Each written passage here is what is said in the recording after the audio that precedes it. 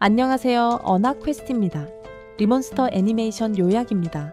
제 요약이 마음에 드신다면 구독하시고 알림 버튼을 눌러주세요. 카나타가 처음 등장하는데 바로 미친 여자와 데이트를 하면서 큰 실수를 저지릅니다. 30번의 칼에 찔린 상처는 그가 죽었다는 것을 너무나도 명확하게 보여줍니다. 결국 카나타는 최악의 방식으로 자신의 방식대로 했습니다. 하지만 그의 다음 생에서도 상황은 나아지지 않습니다. 눈을 떠보니 늙고 못생긴 고블린이 자기를 쳐다보고 있었어. 자신에게 무슨 일이 일어났는지 이해하지 못했지만 고블린으로 다시 태어난 것 같아. 늙은 고블린은 그에게 고버와 라는 새 이름을 지어줬어. 그러고는 단백질 보충을 위해 큼지막하고 즙이 많은 구더기를 그의 목구멍으로 쑤셔 넣었지.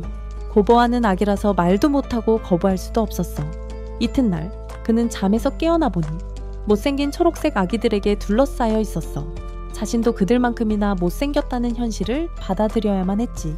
자기가 죽었다는 사실을 받아들이고 이제 이 연약하고 무기력한 아기로 갇혔다는 걸 깨닫죠. 그래서 그는 하루 종일 멋진 인간 얼굴을 잃은 슬픔에 웁니다. 사흘째 되는 날 그는 고블린이 인간보다 빨리 자라는 것 같다는 걸 깨닫습니다. 하지만 여전히 대머리라는 사실은 변하지 않죠. 그래도 이제 다시 움직이고 말할 수 있게 됐어요. 그러니 이상적이지는 않지만 그는 이 새로운 삶을 최대한 활용하고 세상으로 나가기로 결심합니다. 넷째 날, 이제 거의 다 자란 고블린들은 장로를 다시 만납니다. 장로는 그들에게 구더기 접시를 들고 있습니다. 장로는 그들을 빈대라고 부르며 오늘부터 스스로 먹을 것을 구해야 한다고 말합니다. 고버와는 기꺼이 구더기를 먹는 것에 대해 별로 기분이 좋지 않습니다. 하지만 순수 단백질이라서 그는 아무렇지도 않게 그것들을 먹어치웁니다. 그 후 그는 혼자서 넓고 광활한 세상으로 나서야 합니다. 그가 동굴을 나서자 전에 본 적 없는 온갖 종류의 식물과 동물들이 있는 멋진 세상이 눈앞에 펼쳐집니다. 다양한 식물과 동물들이 그의 눈앞에 펼쳐집니다. 그를 따라다니는 다른 고블린이 있는데 녀석은 바깥 세상이 처음이라 엄청 겁먹었어. 그러자 고버와는 자기도 여기 처음 보긴 마찬가지라고 하면서 안심시켜 주려 하지. 다른 고블린 이름은 구브키치인데 썩 똑똑하진 않지만 고버와는 아주 중요한 이유 때문에 녀석과 한 팀이 되기로 결심하는데 덩치가 크니까 사냥에 도움이 될 거라는 거지. 숲에서 토끼 한 마리를 발견하자 고버와는 구브키치를 보내 정면으로 쫓아가게 해. 토끼는 녀석에게서 도망치기 시작하지만 그게 바로 계획의 일부야. 고베르와는 근처 나무에 자리를 잡고 토끼가 사정거리에 들어오자마자 뛰어내려 막대기로 토끼의 척추를 부러뜨렸어. 이 사냥 전략은 엄청나게 효과적이지만 토끼를 잡고 나면 구브키치는 더 많은 고기를 탐내기 시작해. 그래서 고베르와는 정신을 차리게 해주고 누가 보스인지 보여줘야 해. 따끔한 사랑을 듬뿍 준 후에 고베르와는 저녁 식사를 위해 토끼를 손질하기 시작해. 옥수수를 꺾어대고 확인한 후에 그는 이걸로 꽤 괜찮은 무기를 만들 수 있다는 걸 깨닫습니다. 바로 그때 머릿속에 알림이 뜨는데 도대체 무슨 말인지 몰라서 어른이 이런 설명은 전혀 해주지 않았기 때문입니다. 하지만 그걸 더 생각하기도 전에 구브키치가 완전히 회복해서 자기 몫의 고기를 먹을 준비를 합니다. 고베르와는 고기를 가져오고 구브키치는 미친 듯이 고마워하며 그것을 개걸스럽게 먹어치웁니다. 5일째 두 사람은 계속해서 사냥을 하고 고베르와는 토끼 뿔을 무기로 성공적으로 구현했습니다. 그가 토끼에게서 또 다른 뿔을 뽑자 머릿속에 알림이 뜹니다. 하지만 그 의미가 무엇인지 여전히 확신할 수 없습니다. 그는 고기를 뜯어먹으려고 앉았지만 한 입 베어 무는 순간 눈이 파랗게 빛나기 시작하더니 자신이 토끼에게서 탈출 기술을 습득했다는 것을 알게 됩니다. 전생에 자신에게는 흡수라는 희귀 능력이 있었고 그 능력으로 시도해 볼 수 있었던 것을 기억해내며 모든 것이 이해되었습니다. 자신이 먹은 것의 능력을 흡수하고 있어요. 흡수 능력은 여전히 가지고 있지만 이전에 얻었던 다른 모든 능력들은 새로운 몸이 되었기 때문에 초기화된 것 같아요. 어쨌든 하나의 기술이라도 유지하게 된 건 정말 운이 좋은 거니까 그는 상황이 잘 돌아간 것에 만족해요. 숲에는 힘을 얻을 수 있는 많은 몬스터들이 돌아다니니까요. 6일째 되는 날 고버와는 이미 그의 끝내주는 고기로 여자들을 끌어들이기 시작했어요. 그녀는 그와 구브키치가 해낸 일에 완전히 놀랐어요. 다른 이들이 시도하다 죽은 뿔토끼를 잡았어요. 그리고 그녀가 실제로 머리카락이 있다는 것은 고블린도 모낭이 있을 수 있다는 것을 확인시켜 주었지만 고버우아와 구부키치는 완전 대머리예요. 고버와는 그녀가 다음날 사냥에 참여하고 싶은지 묻고 그녀는 그 제안에 매우 기뻐합니다. 하지만 7째 날 비가 너무 많이 와서 사냥을 연기해야 했습니다. 할 일이 없던 고버와는 그들이 숨겨놓은 것을 보러 가기로 합니다. 그는 전에 그곳에 가본 적이 없었기 때문입니다. 하지만 그 녀석은 보게 될 광경에 대비가 안 됐지. 그는 인간 여성들이 포로로 잡혀 있는 것을 발견하고 이는 고블린 슬레이어가 이 미친 세상에서도 늘 옳았다는 것을 증명할 뿐이야. 그는 그것을 무시하려 하고 대신 무기를 만드는 데 시간을 보내지. 그러자 고블린 장로 고부자이가 다가오는데 그 이유는 그가 고베르와가 살아남으려는 이상한 동기를 가지고 있다는 것을 알아챘기 때문이야.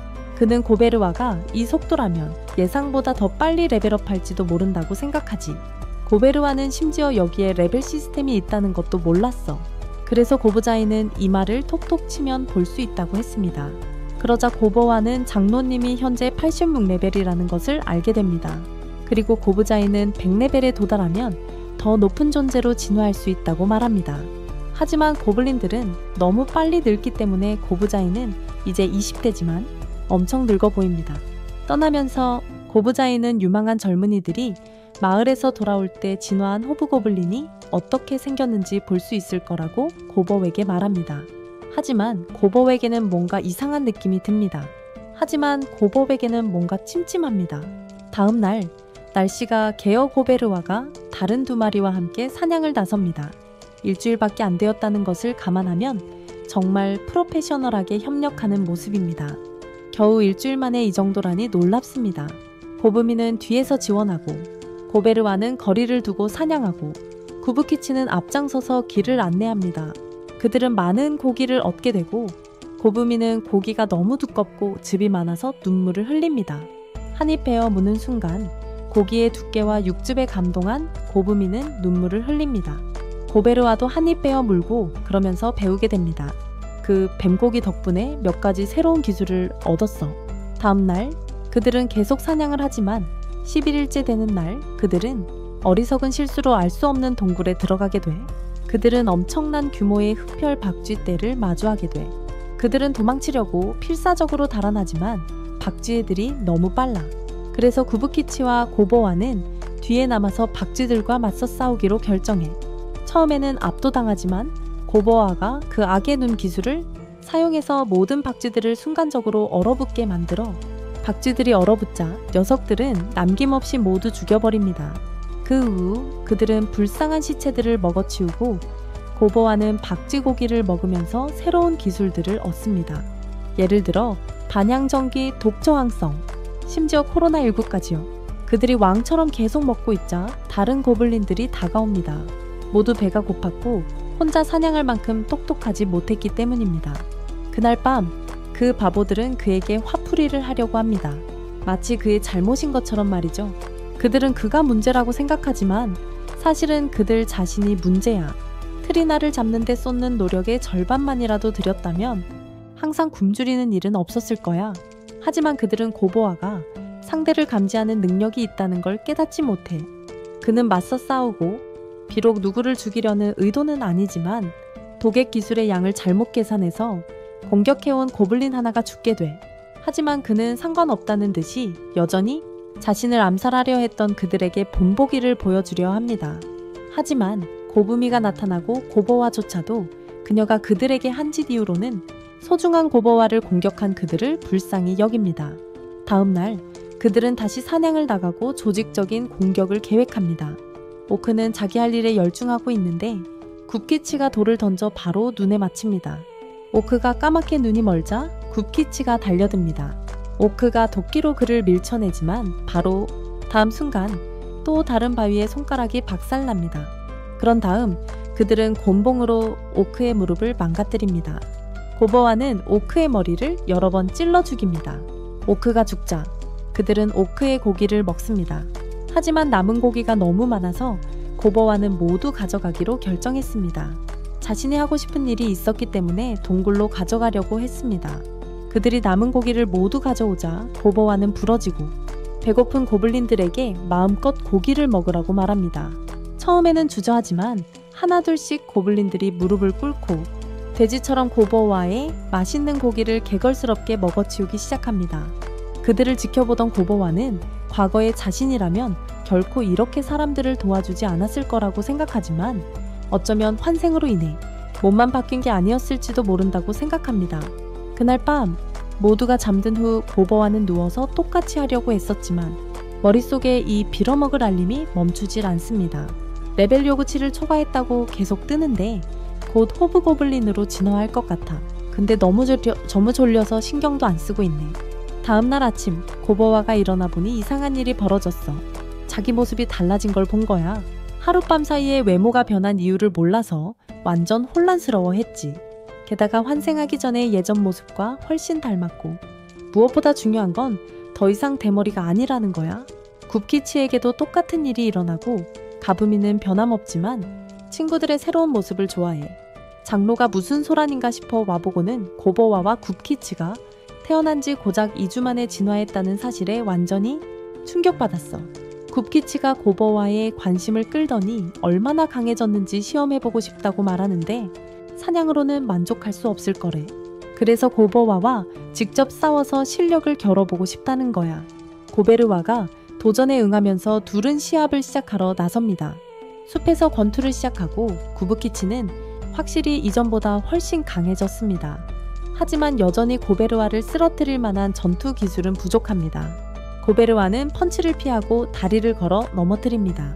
구부키치는 패배를 인정하고 고베르와가 정말 강하다고 칭찬합니다. 하지만 고베르와도 그에게 공을 돌립니다. 힘에 있어서는 구부키치가 이 근방 누구보다 강하기 때문입니다. 바로 그때 고버와는 저 멀리서 늑대 울음소리를 듣고 곧 나쁜 일이 일어날 거라는 걸 알아챕니다. 그는 근처에 숨어 그들을 감시하고 있던 고부미를 불러 자신들이 앞서 만들어 놓았던 석궁을 가져오라고 합니다. 곧 필요하게 될 테니까요. 늑대들은 토끼 떼를 쫓아 언덕 아래로 내려가고 있었고 모두 죽이고 나면 다음 의심하지 않는 먹잇감을 노릴 것입니다. 불쌍한 아니면 그저 자기 일이나 하려는 사람을 말이죠. 오크가 도망치기 시작하지만 늑대들이 그렇게 쉽게 도망치도록 내버려두지 않네.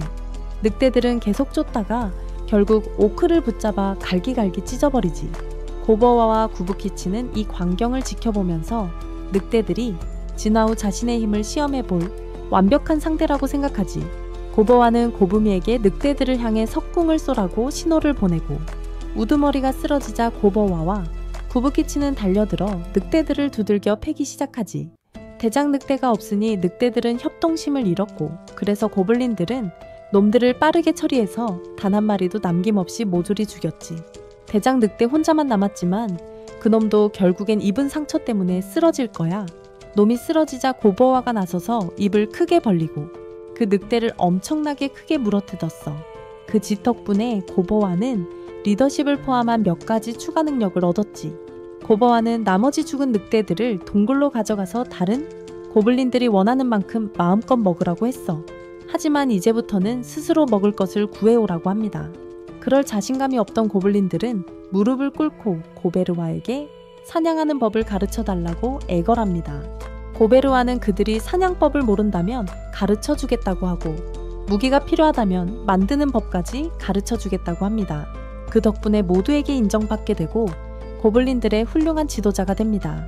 리더십 때문일지도 모르지만 그런 건 고베르와에게 중요하지 않습니다. 그는 동료들을 이끌기 위해 열심히 노력하고 계속 먹으면서 새로운 스킬을 얻으며 목표를 달성할 거야. 나중에 곤미는 고베르와 군주에게 요리될 준비가 된 불타는 여인이 되지. 17일째 되는 날 붙잡혔던 모든 인간 여성들이 스스로 목숨을 끊었고 고베르와는 곱자이와 함께 그들을 위한 조용한 추모식을 가졌어. 이제 24일째로 넘어와서 고베르와는 다른 고블린들을 훈련시키고 있었고 그러는 동안 그는 보이는 적들을 닥치는 대로 먹어치우면서 엄청나게 멋진 새로운 스킬들을 얻고 있었어. 그런데 갑자기 다른 고블린 무리가 나타나기 시작합니다.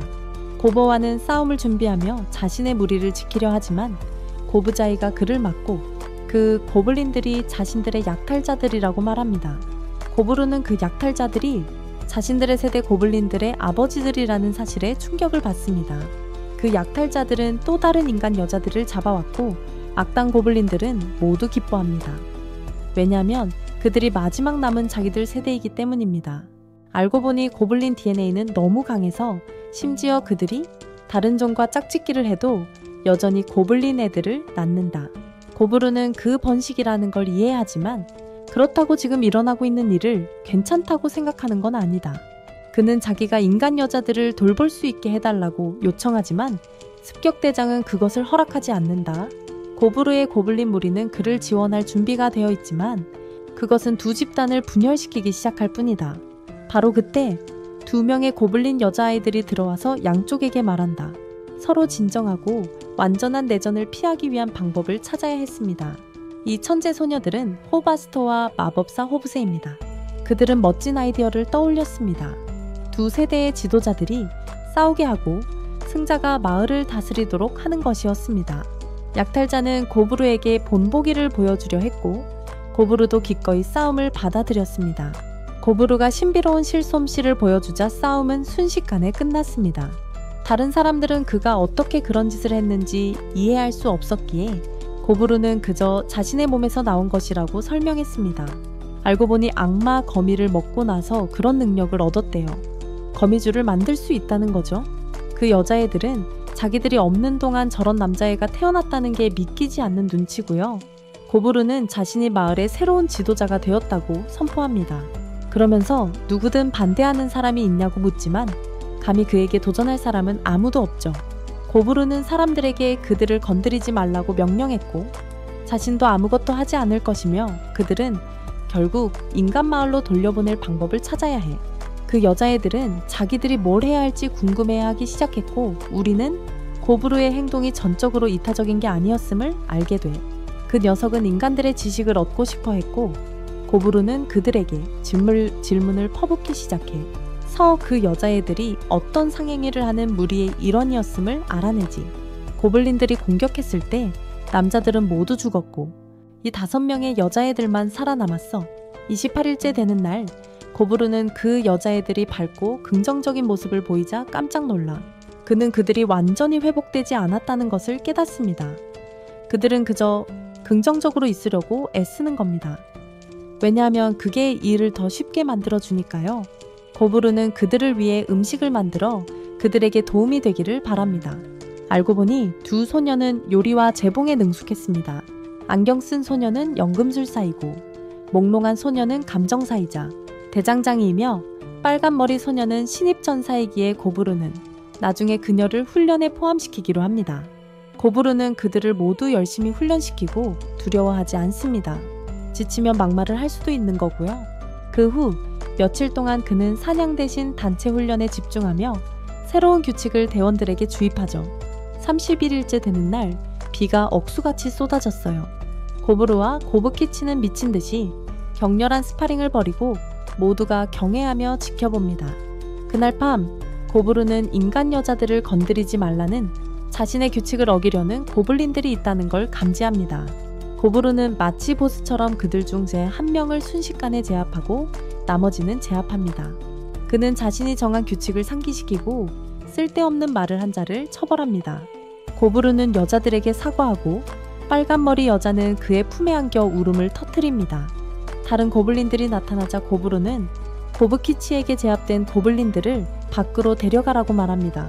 그는 또한 고브미에게 나머지 무리들을 모아 자신이 하려는 것을 보도록 합니다. 밖에서 고브루는 이 바보들을 본보기로 삼아 다른 고블린들에게 경고를 보냅니다. 내일은 없다는 듯이 녀석들을 마구 두들겨 패서 마을 규칙을 확실히 이해시키더군. 모두 제대로 알아들으니 고브루는 녀석들을 해산시켰어. 고브루는 죽이기 직전까지 갔지만 가장 심하게 맞았던 하부키는 다음날 아침에 결국 죽었지. 32일째 되는 날 고브루의 동료들은 또다시 멋진 팀워크를 발휘해서 강력한 삼각말을 쓰러뜨렸어. 녀석도 저항했지만 덕분에 고브루는 새로운 능력을 많이 얻었지. 하나는 트리플 버스트라고 하는데 정말 엄청나요. 한 번의 공격으로 3번의 타격을 입힐 수 있게 해주거든요. 그날 밤 불같은 머리의 여자애가 고브루의 침대에 쿵 하고 들어오고 고브루는 그녀가 전날 밤 일 때문에 멘붕 상태라는 걸 깨닫습니다. 고부루는 그녀를 위로하고 그날 밤 함께 있게 해주지만 깼을 때 그는 고부미도 거기서 쉬고 있는 걸 보고 놀랍니다. 그날 그들은 또한 고부라는 이름의 여자 고블린이 호브고블린으로 레벨업 했다는 것을 알게 됩니다. 전반적으로 일이 아주 순조롭게 진행되고 있습니다. 고부미는 원거리 부대를, 고부키치는 무장 부대를 지휘하고 호바스토는 기동대를 맡고 고베는 지원 역할로 모든 자비를 도맡아 하고 있습니다. 호브세는 마법사 대장이지만 현재로서는 그들의 부대의 유일한 마법사입니다. 그날 남은 시간 동안 고부루는 훈련을 대장들에게 맡기고 깊은 숲속으로 들어가 사냥감을 찾으러 갑니다. 그는 엄청난 파괴 마법을 가지고 놀다가 그 위력에 압도당합니다. 그는 단 한 번의 공격으로 트라이온을 완전히 없애버리죠. 근데 여기서 중요한 건 고부루아가 그러고 나서 좀 너무 자만해져서 북쪽 숲으로 모험을 떠나기로 결심하죠. 그러다 피로 얼룩진 으스스한 지역을 발견하고 옛날 고부자이가 어떤 이유로든 절대 북쪽 숲에 들어가지 말라고 모든 고블린들에게 경고했던 걸 기억해내죠. 왜냐하면 그 안에는 붉은 곰이라고 알려진 무시무시한 진홍색 괴물이 숨어 있거든요. 그리고 지금 바로 그곳에 고부루가 있는 거죠. 그는 이 짐승이 트라이온을 아무것도 아닌 것처럼 쉽게 찢어발기는 것을 보게 됩니다. 트라이온의 갑옷은 그들에게 골칫거리였지만 이 곰은 그걸 버터처럼 찢어발긴다. 그리고 바로 그때 붉은 곰이 나타나고 고부루는 보통 사람이라면 아마 도망쳤을 거라는 걸 안다. 하지만 고부루는 보통 사람이 아니지. 그는 이 짐승과 정면으로 맞서 싸워 이기고 먹어치워 엄청난 능력을 얻고 싶어야 한다. 그는 가지고 있는 모든 무기를 사용할 준비가 되어 있다. 아스널은 1단계에서부터 그의 몰락 마법을 시작합니다. 마을로 돌아온 고부미는 고부루를 한동안 보지 못해서 걱정하기 시작합니다. 다른 사람들도 그를 보지 못했기 때문에 그녀의 걱정은 더 커집니다. 한편 고부루는 붉은 곰이 자신의 오른팔을 희생하여 그의 몰락 주문을 막자 정신이 블로운됩니다. 곰은 맹렬한 공격을 퍼붓고 고부루는 자신이 얻은 최고급 갑옷이 삼각불에서 얻은 것이 그를 보호하기에 충분하지 않다는 것을 압니다. 고부타가 공격으로 전환해서 곰의 머리를 노려. 하지만 젠장, 무기로 흠집도 못 내고 곰이 날려버리네. 고부타가 끈으로 곰을 묶으려 하지만 그 녀석 탈출해서 불길 숨결 공격을 뿜어내. 숲 전체가 불길에 휩싸이고 고부타는 상처를 치료해야 해. 이 공격에 당한 건 전생에 불을 뿜는 곰을 본 적도 들은 적도 없었기 때문이지. 상대가 엄청 위험하다는 걸 고부타는 알아. 최고의 자리에 오르려면 타격을 감수해야 해. 고부루는 불뿜기를 막으며 또 다른 공격을 시도해. 야수의 겉은 매우 단단하지만 고부루는 불뿜기를 영리하게 이용해 곰을 공격하고 입을 관통해. 고부루는 자신감에 차 있지만 젠장 충분하지 않아. 사나운 곰이 그를 다시 내리치고 고부루는 피해를 최소화하려고 최선을 다하지만 그 미친 듯이 강력한 공격에 얻어맞아 이번 라운드는 무승부라고 인정해야 해. 칼이 곰 입에 박혀서 다행이지. 더는 불을 못 뿜게 됐잖아. 저 미친 듯이 센 곰은 아직도 쌩쌩하고 고부루는 공격 한 방만 더 맞으면 죽을 판이야. 고부루가 엄청 불리한데도 저 녀석은 오히려 그럴수록 밥맛이 더 좋아질 거라면서 미친 소리를 하네. 고부루가 계속 싸우면서 데미지를 좀 주긴 하는데 역부족이라 곰을 잡아먹을 준비가 됐다고 말하고 또 공격하러 달려드네.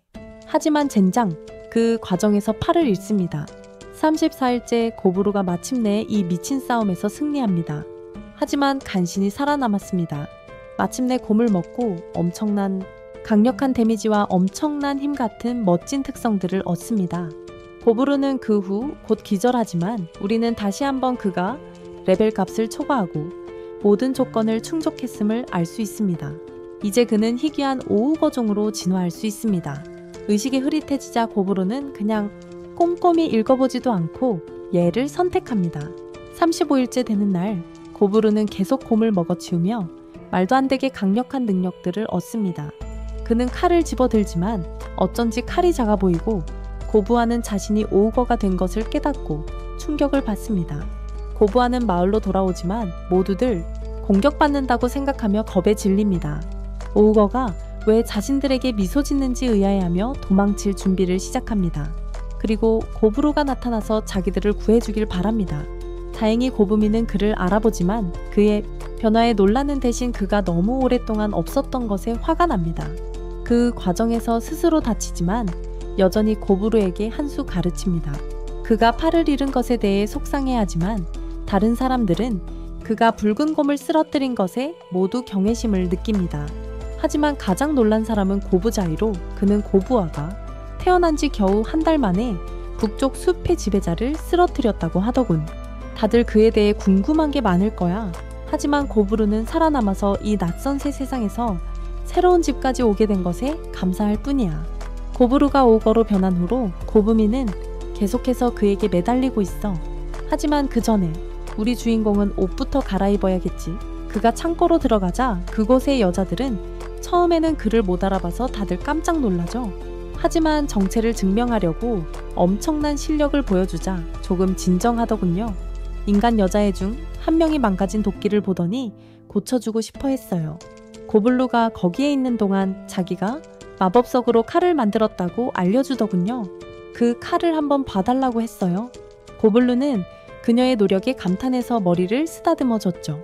스톡홀름 증후군이 심하게 왔나봐요. 엄청 좋아하더라고요. 반면에 고부미와 빨간머리 소녀는 완전히 싫어해요. 고부루가 다른 여자에게 관심을 주니까 질투하는 거예요. 그러자 고부루는 쌍둥이들을 찾아가 상태를 확인해요. 하지만 둘이서 감당하기에는 업무량이 너무 많아서 고부루에게 도와줄 사람을 더 구해달라고 부탁해요. 부탁을 받은 고부루는 몇몇 고블린 여자애들에게 도와주라고 말하기로 결정해요. 쌍둥이는 그 말을 듣고 기뻐하지만 고부루조차도 그들이 얼마나 빨리 고블린을 좋아하기 시작했어. 고블린 때문에 일가족이 일주일 전에 몰살당했는데도 말이야. 심지어 걔네들이랑 결혼하면 좋겠다고 농담까지 하고 여자애들도 싫어하는 눈치는 아니래. 근데 빨강머리랑 고부미는 완전 질색하더라. 다음으로는 녹색머리 여자애가 물약 만드느라 고생하는 걸 보러 갔어. 물약병 하나를 확인해 보더니 완전 독약인 걸 알아챘는데 여자애도 딱히 부정은 안 하더라. 그녀는 처음에 모든 고블린들을 음식에 독을 더욱 없앨 계획이었기 때문에 보호용으로 만들었어요. 하지만 그러다 고부루아처럼 믿을 만한 고블린들이 있다는 것을 알게 되었고 더 이상 사용하지 않기로 했어요. 다음날 고부루는 평소 훈련을 따라갈 수 없다는 것을 깨달아요. 오우거 상태에서는 다른 고블린들과 싸울 때 힘을 아껴도 거의 죽일 뻔하기 때문에 그들과 싸우는 것을 그만두기로 해요. 구부키치는 패배를 굉장히 힘들어하고 머리를 식히러 사냥을 가기로 결정해요. 고부루는 그가 걱정되지만 그가 혼자만의 시간이 필요하다는 것을 알아요. 그 하루는 모두가 평소처럼 시간을 보냈습니다. 그리고 고부루는 한가로이 외로운 호붓의 옆에서 시간을 보냈습니다. 붉은 곰과의 싸움에서 한 팔을 잃었지만 그의 뛰어난 기술 덕분에 별로 불편하지 않았습니다. 하지만 어쨌든 고부루는 호브세에게 책을 돌려달라고 읽던 것을 마저 읽고 싶다고 말했지만 그녀는 그를 완전히 무시하고 계속 책을 읽었습니다. 다음날 고부루는 점심을 먹으며 휴식을 취하고 있었는데 고부가 그에게 달려왔습니다. 고부루가 엉망이 된 카벙크를 안고 치료하려 하지만 맙소사 피를 너무 많이 흘려서 물약 제조가한테 부탁해서 도움을 줄 만한 걸 만들어 달라고 해야겠다고 하더라고. 치료 후 카벙클은 혼란스러워하며 깨어나서 도대체 무슨 일인지 그리고 이 주변에 있는 사람들이 누구인지 궁금해해. 사람들이 설명해주자 카벙클은 자기가 모르는 사람들인데도 자신의 목숨을 구해줘서 엄청 고마워해.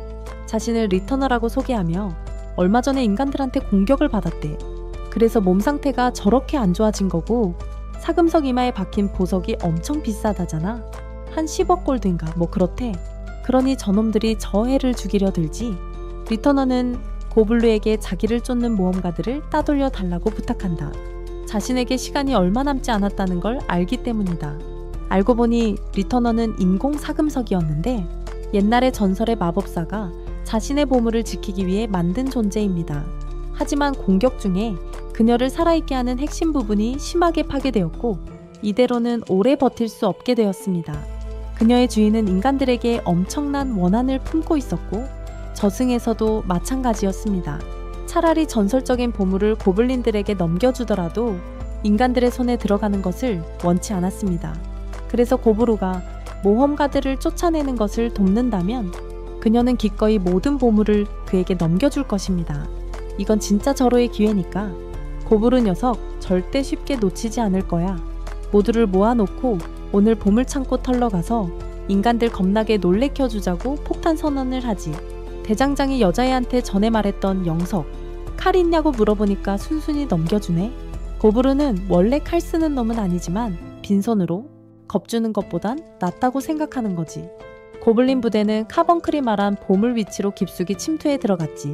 안에 들어가자 고부르는 고브키치와 부하들에게 자신이 인간들과 협상하는 동안 몸을 숨기라고 말해. 그는 혼자서 돌아다니며 모험가들을 찾아다니기 시작했어. 그런데 갑자기 그 멍청이들이 나타나서 그를 가두는 거야. 녀석들은 5억까지 상대해야 한다며 투덜거리기 시작했지만 그냥 빨리 해치우기로 결정했어. 암살자가 몰래 암살하려 했지만 고부르는 그걸 알아챘지. 단번에 간파하고 맨손으로 막아냈어. 모험가들은 암살자의 은신술이 너무나도 쉽게 간파당했다는 사실에 충격을 받았지. 하지만 고부르가 끼어들어 지금 남의 집에서 물건을 훔치려 하고 심지어 수호자까지 죽이려 했다고 소리쳤어. 게다가 자기들이 뭘 잘못했는지조차 모르는 것 같아. 다행히 고부르는 쿨한 녀석이라 고통스러운 상황에서 벗어날 기회를 줬지. 그들이 그에게 달려들었지만 너무 약했어. 그가 마치 아무렇지도 않다는 듯 그들의 공격을 피하는 걸 보면 그는 상황이 악화되기 전에 그들에게 기회를 주고 있지만 하지만 젠장, 인간들은 상식이 필요할 때 갑자기 뇌세포가 부족해지는 걸로 유명하죠. 그래서 고부르가 분명히 그들보다 훨씬 강함에도 불구하고 그들은 그가 결국 인내심을 잃고 두개골을 깨부술 준비를 할 때까지 계속 달려듭니다. 그 모험가들에게는 이제 슬슬 와닿기 시작합니다. 고부르를 건드린 게 큰 실수였다는 것을. 하지만 이제 와서 돌아갈 수는 없다. 고부르가 흑 마법으로 그들을 가두었기 때문이다. 그리고는 동료들에게 저 바보들을 공격하라고 명령한다. 모험가들을 두들겨 팬 후에 그들은 가진 것을 모두 빼앗고 내쫓는다. 그래서 고부르는 그 전리품을 모두 먹어치우기로 한다. 그리고는 아이템의 능력까지 얻게 된다. 이제 그는 약속을 지켰으니 10만 개가 넘는 물건을 담을 수 있는 멋진 아이템 상자를 소환할 수 있다. 10만 개가 넘는 물건을 담을 수 있는 멋진 아이템 상자를 소환할 수 있다. 리터너는 고부르와 일행을 보물이 가득한 방으로 안내합니다. 그녀의 주인이 죽은 곳이죠. 멋진 물건들로 가득한 이곳에서 그 남자는 마법사 벨벳이었고 그 능력으로 그는 많은 영혼석을 얻었죠. 리터너의 시간이 다 되었고 그녀는 고부르와 일행에게 다시 한번 도움에 감사를 표하며 사라집니다. 그녀의 머리 보석만 남긴 채 고부르는 그것을 먹어치우죠. 그들은 리터너를 위해 잠시 묵념을 하고 그 후 귀중한 물건들을 약탈하기 시작합니다. 새로운 아이템 상자가 정말 쓸모 있었지만 그들이 떠나기 전에 고부르는 시체를 저렇게 내버려둔 것에 대해 후회했어요. 그래서 태우는 게 최선이라고 생각했고 그렇게 하자 시체는 제가 되어 고부르가 망설이지 않고 착용하는 건틀릿을 남겼습니다. 그 건틀릿은 전설적인 마법 아이템인 것 같았고 고부르가 그걸 잃어버린 팔에 착용하자 그의 몸과 완전히 융합되어 없어진 부분을 대체했습니다. 이 팔은 회전, 독생성과 같은 엄청난 기능을 가진 정말 멋진 팔이었고 심지어 실도 있었죠. 하지만 제일 좋은 건 뭔지 알아? 그냥 일반 손처럼 작동한다는 거지. 다음날 고부르는 보물방에서 챙긴 장비들을 확인하는 데 엄청난 시간을 쏟았어. 전설적인 마법사가 모은 물건들이라 그런지 전부 최고급이고 엄청 강력하더라고. 그래서 다음날 고부르는 부하인 호브고블린 5명에게 마법 아이템을 나눠주며 공정하게 전리품을 분배했지. 그는 주홍색 창과 엄청난 마법 팔찌를 자신이 차지합니다. 그래서 이제 전설적인 마법 아이템 3개를 모두 자신만을 위해 가지고 다닙니다. 40일째 되는 날 고부르는 몇몇 전투를 준비하기로 합니다. 호브고블린들 중 누가 최고인지 알아보기 위해서죠. 다음날 그는 이른 아침에 길을 나섭니다. 전에 본 적 없는 먹잇감을 사냥하기 위해서죠. 첫 번째는 이 금빛 거미인데 그는 그 녀석을 한 방에 날려버립니다. 그리고 그 고기를 먹은 후 그는 하나의 새로운 기술로 황금실을 만들 수 있게 되었어. 숲을 계속 걸어가던 그는 결국 빛에 휩싸인 나무 아래에 멈춰서게 돼. 이게 좀 문제가 되는데 왜냐하면 여기는 드라이어드라는 생물들의 영역이거든. 걔네는 지능이 있는 종족의 남자들을 잡아먹잇감으로 삼으려고 유혹해. 고부자이가 고부루에게 그들에 대해 자세히 알려줬는데 본인은 개인적으로 드라이어드에게 몸이 닳도록 빨리고 싶어해.